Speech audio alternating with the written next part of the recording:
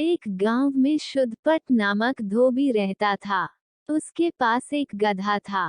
वो गधे से दिन भर बोझ लदवाता था, परंतु निर्धनता के कारण उसके खाने पीने की व्यवस्था नहीं कर पाता था।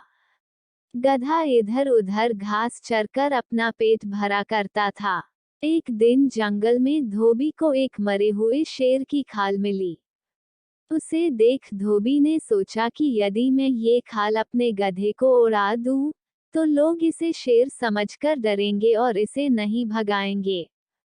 इस प्रकार यह बिना किसी बाधा के आराम से किसी के भी खेत में घास चर सकेगा। उसने शेर की खाल उठा ली। उसके बाद से हर रात वह अपने गधे को शेर की खाल उड़ाकर गांव के खेत में छोड़ने लगा। शेर की खाल में गधे को लोग शेर समझते और डर के मारे उससे दूर भागते थे। गधा मजे से रात पर खेत में घास चरकर सुबह घर आ जाता था। गधा भी खुश था और धोबी भी। दोनों के दिन बड़े मजे से बीत रहे थे। एक रात गधा हमेशा की तरह शेर की खाल उड़कर एक खेत में घास चरने घुसा।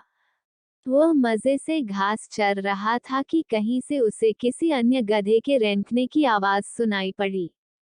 उसका मन भी रेंकने को मचल उठा और सब कुछ भूलकर वह रेंकने में रम गया।